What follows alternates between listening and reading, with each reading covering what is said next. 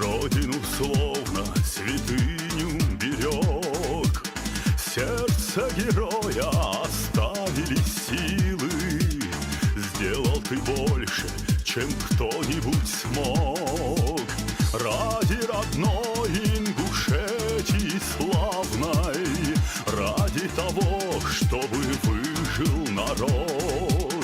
Выбрал из сотен дорог самой главной, ту, что лишь к свету народ приведет. Знаю, нелегок был путь твой, и все же выдержал тяжесть ты горя и бед. Только Всевышний нам вместе поможет ради грядущих великих побед. Имя твое будет с нами навечно, бодростью светлой наполним сердца. Жил ты как воин, всегда безупречно, сын Ингушетии, Дарсигов Муса. Мы, депутаты Ингушетии, поддерживаем кандидатуру Нишанова председателю Совета национальности СССР. Но у меня есть, товарищи, одна вещь, надо прочитать, которая касается его будет. Я в течение всего съезда я получил около 140 килограмм на мое имя. Как мне, как народный депутат СССР, обратились избиратели по вопросу восстановления ингушской автономии, упраздненной Сталином в 1934 году. Основы геноцида против ингушского народа, как и против других народов, были заложены задолго до осуществления акта насильственного выселения в 1944 году. Конституционное право народов в первую очередь было нарушено в 1934 году, когда без учета национальных интересов ингушского народа, без учета его мнений, была упразднена Ингушская автономная область. В настоящее время мнение ингушского народа о необходимости ликвидации последствий сталинского бережского произвола выражено в октябрьском 1988 году и в апрельском 1989 году. В обращениях подписано 60 тысяч человек, абсолютное большинство взрослого населения. Эти обращения сданы в ЦК КПСС и Верховный Совет и Совет министров СССР. В связи с этим прошу рассмотреть вопрос о создании ингушской автономии Советской Социалистической Республики в составе РСФСР, объединив исторически сложившуюся территорию Ингушетии, какой она была до упразднения ингушской автономии в 1934 году. Избранные, а состав высшего органа власти СССР, они вели себя совсем по-другому, нежели, так сказать, та номенклатура, которая была до 1989 года, до вот наших, так сказать, вот нашего первого и последующих съездов. Так как люди выражали интересы избирателей, которых избрали, это прежде всего, и большая часть, повторяю, избранных депутатов СССР, она не думала о личных благах прежде всего. Она высказывала то, каждый депутат, я имею в виду, большая часть депутатов, высказывали то, что было необходимо в это время, в этот момент, повторяю, в очень непростую ситуацию. Конечно, когда я так активно начал заниматься этой проблематикой, вынужденно, естественно, когда отставной генерал Дудаев фактически выкинул ингушскую часть республики. Поэтому надо было решать эти вопросы. А у нас ведь как, по привычке, вот что-нибудь самообразуется. Ведь вот эта выжидательная позиция и погубила Советский Союз. Вот там эта война на Горном Карабахе, потом литовские вот эти все события. Все ждали, вместо того, чтобы принимать конкретные решения. Я с Ельциным сказал, я говорю, поскольку у нас там кризис, конечно, этого генерала мы отстраним, но пока мы будем решать эти вопросы, идет время, а у Ингушетии нет субъекта, как решать вот эти хозяйственные, другие вопросы. Я говорю, с кем решать? Я говорю, давайте мы проведем референдум, пусть определится народ с тем, чтобы и нас не упрекнули потом и будущее поколение. Пусть народ сам решит. Он говорит, я согласен. Вот так мы тогда организовали и довольно эффективно и быстро провели вот этот референдум. Муса Юсупович, он не был приверженцем каких-то там партий, вот этих. Его интересовала судьба народа. Страшно переживал. Страшно, как порядочный человек, очень, кстати, любил он людей. Так, и он все переживал, вот как, что, так вот. И, правда, один был период, когда он по несколько раз звонил мне. Это человек, который умел разговаривать, начиная от маленького ребенка, таким самым большим профессором, человеком, которым, может быть, даже никогда он в глаза и не видел. И я могу сказать, что это был, и даже не хочется говорить, потому что он в памяти остался именно таковым в прошедшем времени, это такой большой интернационалист. Он всегда оказывал помощь представителям любой национальности, всегда человек, который умел разговаривать и никогда никакие вопросы не решал сгоряча. Всегда он такой был основательный человек. Ну и нужно подчеркнуть, что вот высочайший профессионал в сельском хозяйстве – это человек, который вместе со своим народом в свое время прожил тяжелейшую жизнь. Он знал, что такое голод, холод, он знал, что такое депортация, лишение родины. И в нем это сидело, вот это вот чувство, это боль, чувство задетой такой несправедливости, чувство такого непременно, что должна восторжествовать правда, это в нем вот сидело, это все его существо. Муса Юсупович тогда активное участие принимал в принятии декларации в ноябре 1989 году о признании незаконными и преступными все те акты по выселению народов. Муса там принимал активное участие. Он принимал активное участие в принятии закона о реабилитации репрессионных народов в 1991 году. Он принимал активное участие и в образовании Республики Ингушетии. Я был депутатом Верховного Совета Чечено-Ингушской ССР последнего созыва. И вот часто Муса Юсупович приезжал в Москву, выступал там на заседании Верховного Совета Чечено-Ингушской ССР с участием Мусы Юсуповича в марте 1990 году Верховный Совет Чечено-Ингушской ССР принял постановление о включении вопроса об образовании Ингушской республики в повестку дня первого съезда депутатов Верховного Совета Российской Федерации.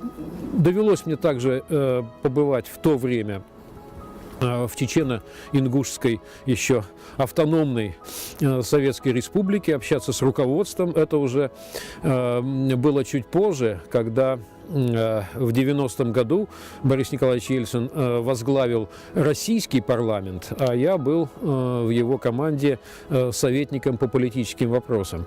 Тогда в городе Грозном состоялся Конгресс народов Кавказа, и там, в частности, рассматривался вопрос, быть ли одной республике, Чечено-Ингушской в составе Советского Союза, или все-таки формировать две отдельные республики. Естественно, как-то серьезно влиять на ход дискуссий представители Москвы не должны были и этого не делали. А вот между собой чеченцы, ингуши, представители этих двух кавказских древних народов, они, конечно, обсуждали все довольно активно, демократично, и Муса Юсупович был на острие этих дискуссий. Вопрос был решен в пользу существования двух самостоятельных республик, и, по-видимому, в этом была логика истории, и, самое главное, была воля двух народов совершенно свободная, на которую никакой центр уже не давил. И он неоднократно просто добивался, чтобы он хотел прямо со съезда, чтобы он приехал результатами что Ингушская республика уже приобрела не дать мир.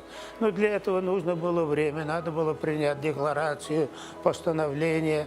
Он принимал участие в принятии документов о полной реабилитации ранее переселенных народов, об обеспечении их и возвращении на свои родные земли, о самостоятельном развитии в этом регионе всех народов, населяющих Северный Кавказ. Он был человек более широкого мышления. Думал не только о своей республике, но и в целом о развитии Кавказа, о развитии Российской Федерации. С уверенностью, с активностью он занимался решением этого вопроса.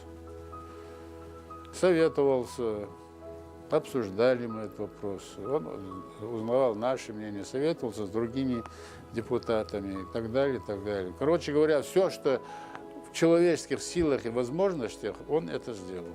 В Комсе мы начали вместе работать, там же постоянно шли заседания. Проявилась вот одна из таких, я бы сказал, наиболее его ярких черт – это воспитанность. Муса был воспитанный человек.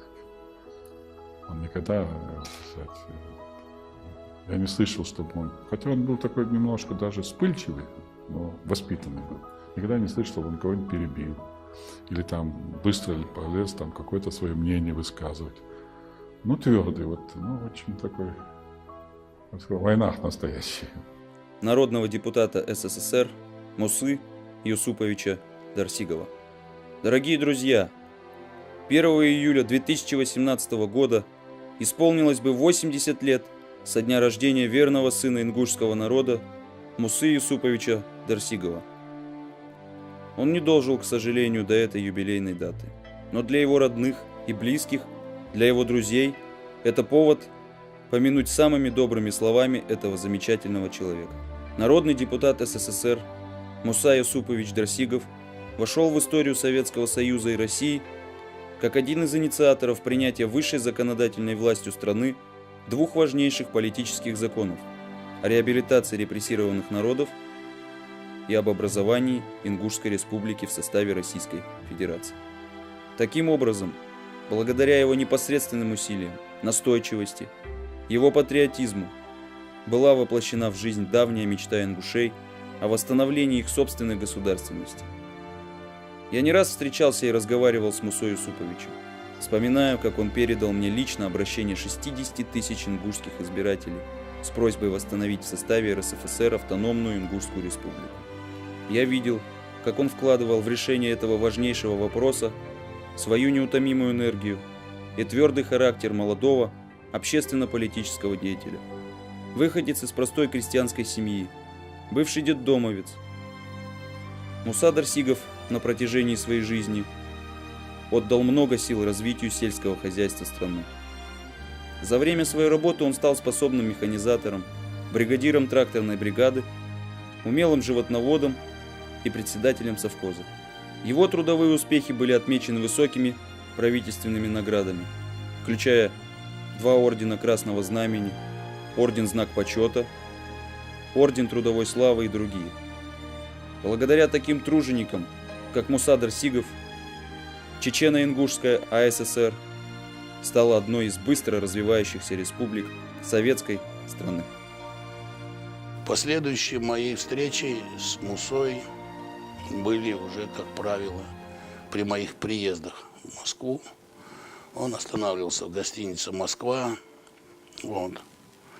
Хорошо помню день, когда они готовились от лица ингушской народа репрессированного на встречу с президентом Ельциным.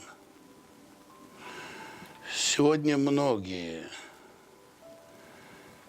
даже в том числе те, которые спровоцировали вот эту трагедию 92 года, садятся, пишут без зазрения совести какие-то книжки, сочиняют какие-то небылицы о каких-то совершенно никому непонятных заслугах в становлении республики, в разрешении, в принятии закона о реабилитации репрессированных народов, образовании Ингушской республики. Я могу одно сказать совершенно объективно, что из всех репрессированных народов, а их больше 20 в России только, да, а в Союзе еще больше, так вот из всех репрессированных народов самую активную, самую принципиальную, самую настойчивую позицию занимали представители Ингушетии. В этом нет сомнений. Хасбулатов мне сказал: если останетесь с Чечней, то народ будет уничтожен. Сказал, что вам нужно добиться приема к Ельцину любой ценой. Беков, Фаргиев и Костоев Ибрагим решили добиться приема у Ельцина самостоятельно, несмотря на то, что я их предупреждал о том, что я записался на прием 3 месяца назад, но до сих пор не могу попасть к нему. Вслед за ними мы с Богатыревым пришли в Кремль к первому помощнику Ельцина Илюшину Виктору Васильевичу. Он положил между нами на стол журнал регистрации приемов и показал на мою фамилию, после чего сказал, что Ельцин еще не определил день встречи. Илюшин ответил, что у него были Беков, Костоев и Фаргиев. После того, как он доложил к Ельцину об их визите, Ельцин ему сказал: если вы еще раз обратитесь ко мне насчет ингушей и чеченцев, то я вас освобожу от занимаемой должности. После этого Илюшин предложил нам покинуть кабинет, после чего у меня с Илюшиным завязался скандал о том, что Борис Николаевич нарушает депутатскую этику. Илюшин вызвал охрану. Охрана нас попросила покинуть кабинет, что мы и сделали. Выйдя из ворот Кремля, я подошел к ингушской делегации и сказал им: если я сегодня не добьюсь приема, то завтра вы увезете мой труп. И попросил их защитить мою семью, если это будет необходимо, попрощавшись также с ними и с Богатыревым, так как мы жили в разных гостиницах. Я направился в сторону гостиницы «Москва». Не раздумывая долго, я снова вернулся в приемную Ельцина и обратился к дежурному. Речь свою я начал с того, что по национальности я ингуш, что Чечня отделилась от России, а я хочу спасти свой народ, чтобы ингуши не выходили из состава России, добавив, что на небе есть Аллах, а на земле царь, и что Ельцин подобен царю. Затем я заявил дежурному, что я отсюда не уйду, пока он меня не примет, так как я 3 месяца назад был записан к нему на прием. Таким образом, я просидел в приемной до 2 часов ночи. Дежурный долго думал, как мне помочь, и сказал: оставьте мне свой номер телефона с гостиницы, идите отдохните, время позднее, как только что прояснится, я вам позвоню. Если до утра я не позвоню, то подойдете утром к 8 часам 30 минутам, когда Ельцин будет заходить к себе в кабинет. Затем я пришел к себе в гостиницу, и ровно через 40 минут раздался телефонный звонок. Я поднял трубку и услышал голос, который сказал, что ему из дома позвонил Илюшин и попросил меня поставить в известность, что Ельцин примет меня одного в 9 утра. На что я ответил, что я не один приду. Получив информацию, что Ельцин меня примет, я позвонил Богатыреву, а в 4 часу ночи трубку поднял помощник Богатырева Куштов Якуб. Я попросил передать трубку Богатыреву, но Куштов ответил, что его нет дома. Я попросил, чтобы он срочно его нашел и передал, что я добился приема, и что в 9 утра мы должны быть у Ельцина, и что в 8:30 я буду ждать его у Спасских ворот. В назначенное время подошел Богатырев, и мы пошли в Кремль на прием к Ельцину. Дарсигов Муса добивался, чтобы принял Ельцин. Было это, значит, в течение, по-моему, 2 суток велись телефонные переговоры с секретариатом, да. И там все это переносилось на то, что, значит, Дарсигов решил вот таким путем попасть, да. И когда приемные это узнали, что такой вот настойчиво добивается встречи, да, там решили, что это будет вопрос решен не ночью в 3 часа, а это самое на утро на 9 часов, по-моему. 9 часов Муса был принят. Да. И Ельцин там сказал, говорит, нет, проблемы такой, чтобы мы не решили. Вот. Я обещал на раннем даже этапе, что ингуши будут независимой республикой. Какой бы ни был Ельцин, как положительный, так и отрицательный, Ему надо отдать должное. В первую очередь благодаря Всевышнему. И, конечно, благодаря Ельцину образовалась наша республика. Я с ним работал почти год. Тесно контактировал. Обедали все время вместе, общались. Были хорошими приятелями, словом. Я не понаслышке знал его со всех сторон. Ельцин никогда не отказывал мне в личных приемах. По моим подсчетам, их было 23. Более того, я устраивал много встреч с разными людьми. Никогда не было отказа с его стороны. После окончания референдума мы с Бимбулатом Богатыревым пришли к нему на прием. Я, пользуясь привилегированным положением, зашел и присел на диван, а Бимбулат прошел к столу. Ельцин приставил ко мне журнальный столик, принес стул. Меня это немного насторожило, и оказалось не зря. Он стал подхалимничать. Присаживаясь, Ельцин проговорил мне: товарищи посоветовали приостановить рассмотрение вопроса об образовании Ингушской республики, пока не решится вопрос с Чечней. Разговор начал Бимбулат. Я сидел и наблюдал за ними. Как я заметил, Ельцин не особо слушал его.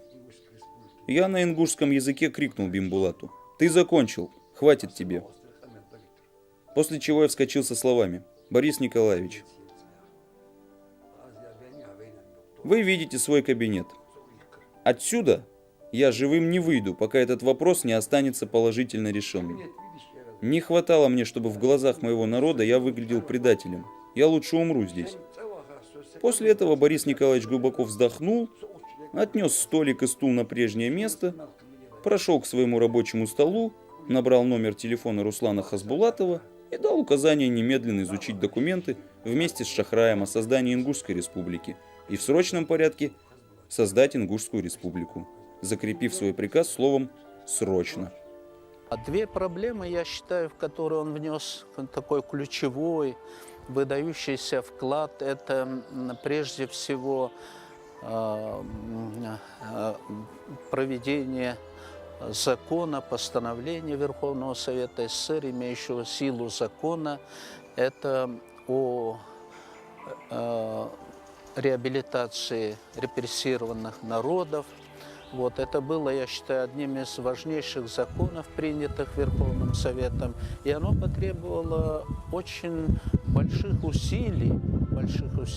И вот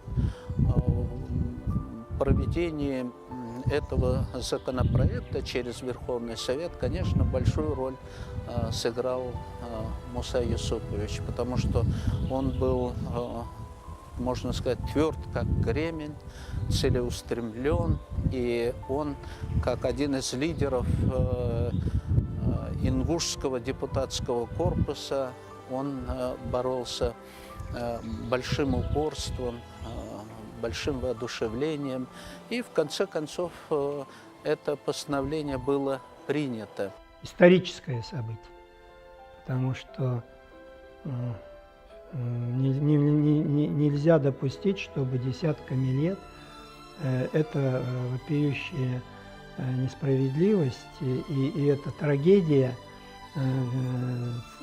целых народов оставалась бы на сердце страны без оценки и без осуждения. И, конечно, его в этой работе инициатива была незаменимой. Это надо было подготовить, это надо было объяснить, это надо было доказать. Не все готовы были сейчас принимать этот закон. Все время говорили: давайте, чтобы не бередить, не будоражить, давайте отложим или подождем. И вот я уже говорил, что здесь сказался талант. Человек, который с ним общался, подчеркивал и улавливал его любовь, его патриотизм к своему народу, к своей родине, как он за нее болеет, как он просит за нее. Не так, чтобы для галочки отметить, там, что Муса Юсупович депутат, он там вышел на трибуну и выступил, а что он искренне, от души, с болью в душе говорит об этом. И, естественно, соответственно, относились к нему эти люди. Человек был очень открытый, значит, так, очень душевный. Всегда, значит, с такой теплотой отзывался о своем народе. И мы видели, что человек говорит, значит, не просто по какому-то начитанному, а он говорит от жизни, выражая волю и мнение своих людей, значит, так, которых он преданно любил. И я был рад тому, что имел возможность с ним работать в Совете, в Верховном Совете СССР. Вот, и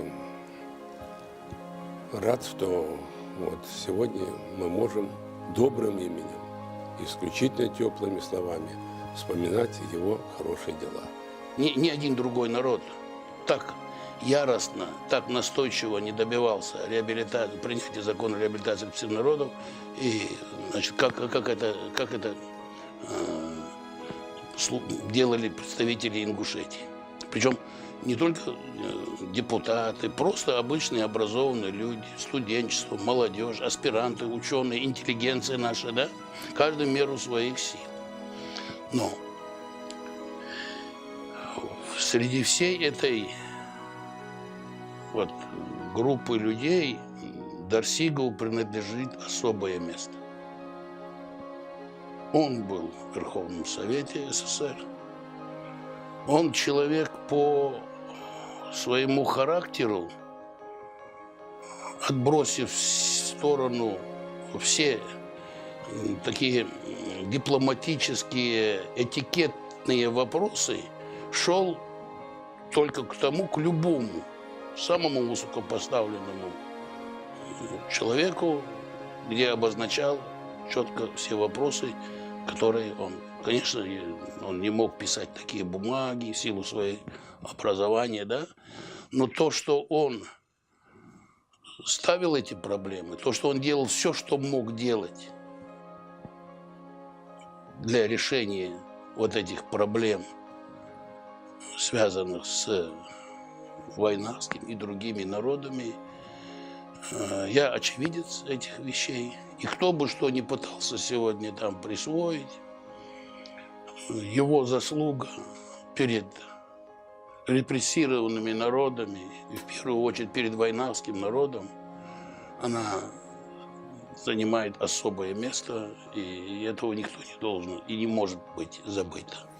И мне очень было интересно наблюдать, хотя я много о нем знал и до этого общался, мне очень было интересно наблюдать взаимоотношения вот соседей, родственников в селе. Он никому никогда не навязывал мнение. Он никому никогда вот я чувствовал, что даже взгляда не было такого, что где-то недоволен. Если он понимал даже, что человек говорит не то, что нужно, не то, что есть на самом деле. И односельчане, они привыкли, что он приезжал со съезда народных депутатов, не просто рассказывал там, как там в Москве красиво, там, где какая площадь там, где там какие магазины. Он всегда приезжал с результатом каким-то, с конкретным результатом того, что нужно народу, с тем, что нужно республике. Хотел немедленно, так торопился, чтобы прямо по ходу работы съезда, по ходу работы сессии Верховного Совета это было осуществлено. Но я ему говорил: Мусабек, дорогой, ты не торопись, мы ради этого все работаем. Это будет осуществлено. Мусай Юсупович выступал не только у себя в республике с требованием, не только выступал на трибуне съезда и сессии Верховного Совета, но и конкретно предлагал пути осуществления этого. И в том, что Ингушетия приобрела свою самостоятельность, суверенитет, выдающиеся заслуги именно Мусая Юсуповича. Будем включать или депутатские ограничимся? Комиссия пускай привлекает секретарей райкома. Товарищ Дарсигов представляет ингушскую часть достойно. Поэтому, кто за то, чтобы вот зачитанные мною кандидатуры были включены в состав комиссии во главе с товарищем Беляковым Анатолием Михайловичем, прошу голосовать. К нему вообще все хорошо относились, потому что он сам хорошо ко всем относился. Вот. Другое дело, что он был из народа, его речь была не очень точная, может быть, не слишком там изящная по интеллигенции, но он был нормальный, умный, воспитанный, прямо от земли, от сахи, как в советское время, человек. Поэтому он имел право обращаться так к Горбачеву. И Горбачев это правильно понимал. Между ними небольшая разница в возрасте была. А тогда было время, когда все-таки уже разница в должностях все-таки меньше оценивалась. Это сейчас даже больше значительно разница в должностях. Поэтому он правильно обратился, и я думаю, мы тогда и настояли на многом. Значит, чтобы тогда началось положительные изменения вот, во всех вопросах, касающихся вот этого спорного и очень сложного вопроса. Муса смелый человек, смелый, спокойный, я бы сказал, решительный в каких-то вопросах, чего не хватало, может быть, многим. Вопрос о реабилитации репрессированных народов. Вопрос был довольно сложный, потому что кроме политической и правовой реабилитации поднимали сами же представители кавказских народов вопрос о так называемой территориальной реабилитации, потому что были претензии по поводу тех или иных территорий, в частности, очень много споров было по пригородному району. И вот эта сторона, конечно, была самой сложной, самой взрывоопасной.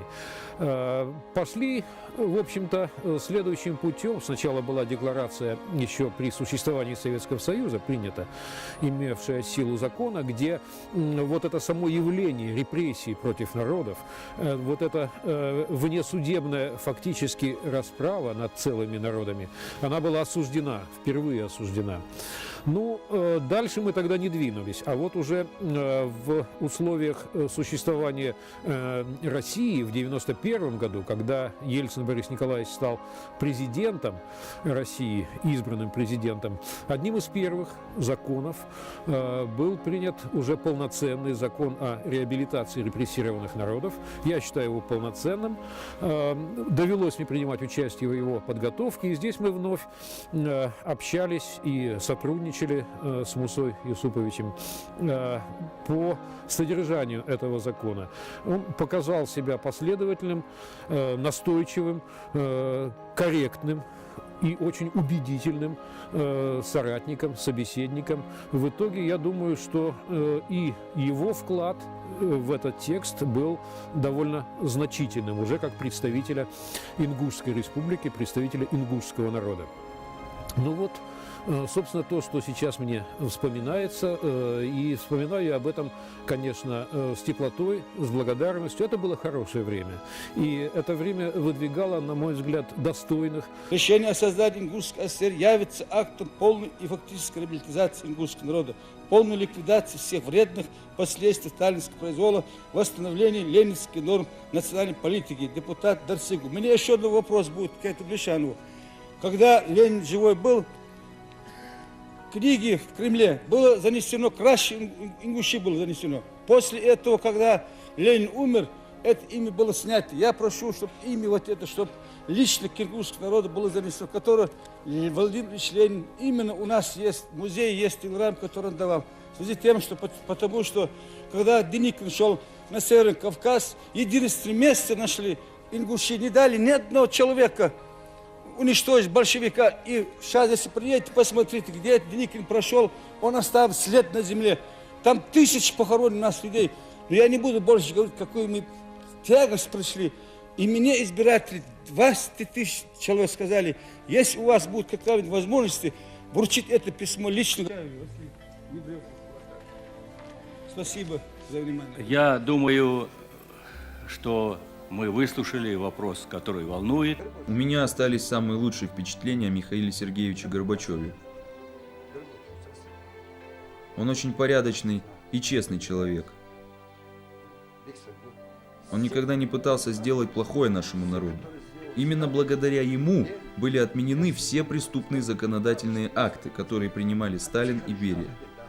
Как общественный деятель и народный депутат СССР, Муса Дарсигов многое сделал для возвращения из забвения героев Великой Отечественной войны. Благодаря его усилиям и терпению удалось найти и увековечить 72 имени чеченцев и ингушей, защитников Брестской крепости. В частности, на мемориальной плите этой крепости значится имя рядового солдата-ингуша Цечоева Халита Датиевича, погибшего в первый день войны, 22 июня 1941 года.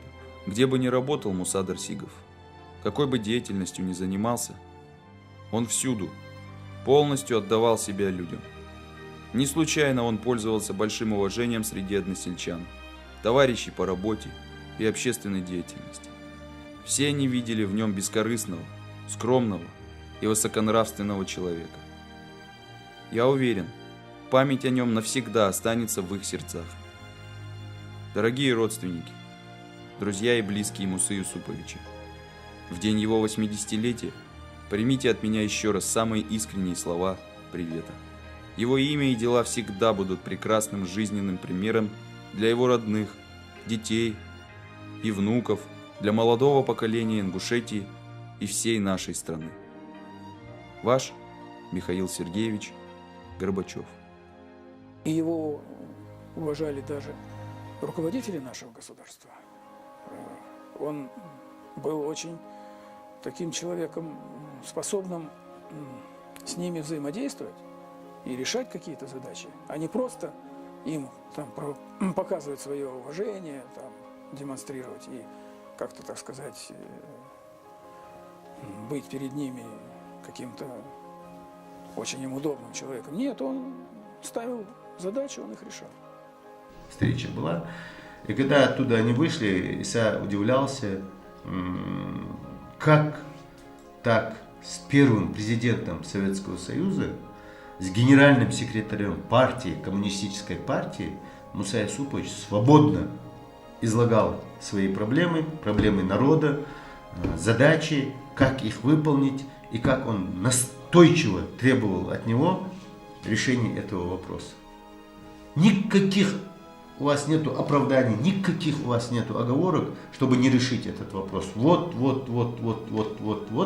назрело, надо решить этот вопрос.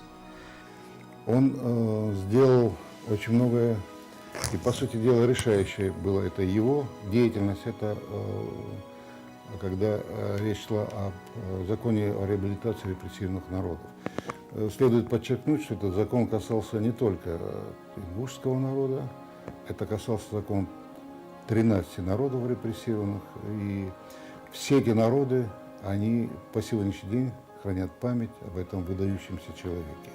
Но для того, чтобы подчеркнуть еще, какой огромной работы потребовало принятие этого постановления, я должен сказать, что по инициативе Мусы Юсуповича, он был одним из таких главных инициаторов, была создана большая специальная комиссия Верховного Совета СССР по чеченско-ингушской, тогда ведь совместные были, Чечено-Ингушской автономной республики. Вот. И по воле судьбы я вот как раз, а может быть и Муса Юсупович рекомендовал, потому что мы были знакомы, мы дружили, мы были коллегами. Вот. Ну, одним словом, я не помню, кто рекомендовал, но меня тоже избрали в состав этой комиссии. Горбачев выставил свою кандидатуру на пост президента Советского Союза. Он не выступил это как по всему Союзу, выборы не поставил, а поставил через депутатов. И когда его кандидатура была предложена, многие начали выступать, что это не пойдет, что он их не устраивает в таком духе. Вот тогда выступил Дарсигов. И он говорит, вы, говорит, господа, говорит, или как вас, говорит, называть, я не знаю, говорит, вы не смели даже слова сказать. Когда Горбачев вам дал, пока не дал слова. Когда он вам дал слово, вы себя ведете по-хамски, говорит. Это, говорит, настоящее свинство, говорит. Он вам дает возможность, чтобы вы были полноценными хозяевами этой страны, а вы себя ведете так. И после этого выборы пошли в его пользу. И BBC в эту же ночь выступила. Сенатор Дарси Гилберт одним своим выступлением, говорит, в пользу Горбачева, Горбачев стал, говорит, президентом страны. Был человек очень взвешенный и человек, который умел очень хорошо излагать свои мысли. Это очень важно для политика, чтобы он не тарахтел там что-то, а он излагал свои мысли, чтобы людям было понятно это. И люди с его мнением считались. У него такие, чтобы устраивали диспуты, где ссорятся, чтобы такого, я не помню такого, потому что все электронно, ложь, не говорю, что как слово последней инстанции, а он находил те слова, которые людей устраивали, не надо было устраивать там базары по поводу этих вопросов. Мне приходилось по его просьбе нередко помогать ему в рассмотрении обращений и жалоб граждан. Их набиралось много. Но я не постоянно был в Москве, в командировках. Приедешь, позвонишь ему, зайдешь.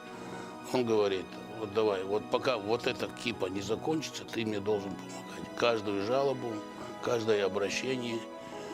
Ну, я как прокурорский работник знал, конечно, куда отправить. Но стоило только мне сказать ему, чтобы упростить его работу.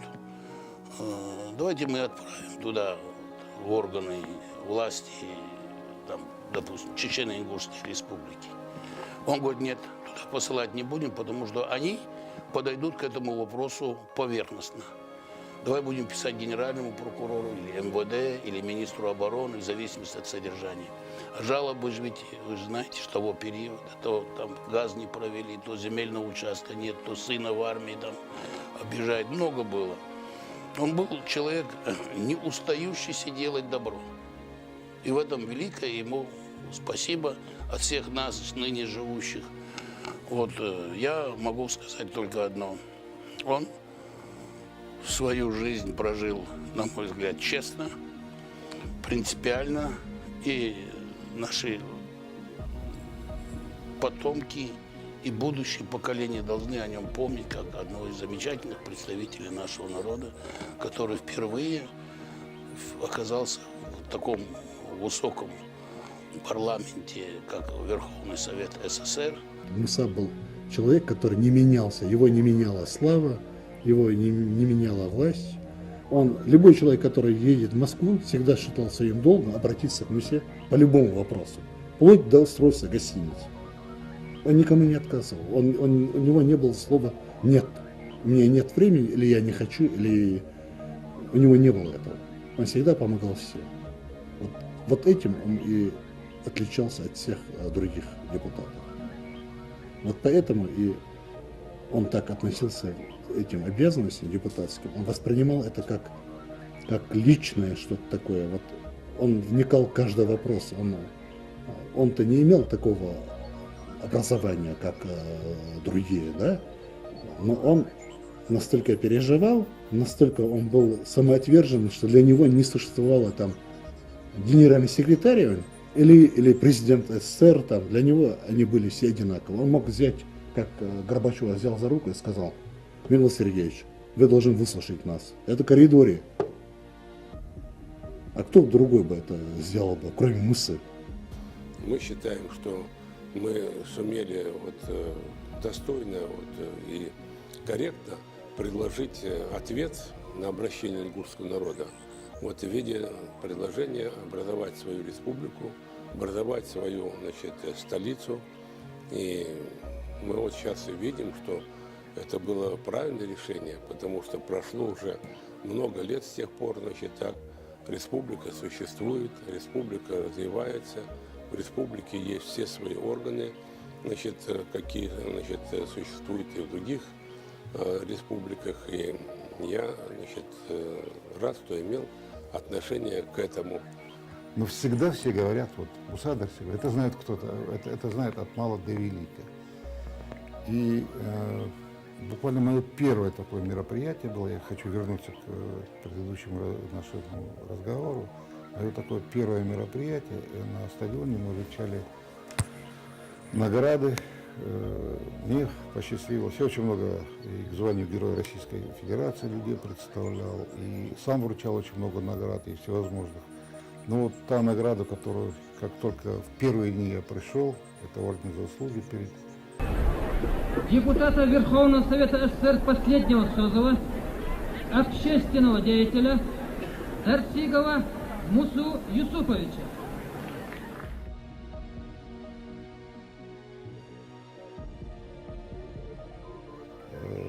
Это было одно из самых для меня приятных таких вот вручений наград. Очень важно было, чтобы там обстановка не развивалась по тому же сложнейшему сценарию, по которому она пошла в начале 90-х годов в соседней Чеченской республике, где возобладали экстремистские силы на какое-то время.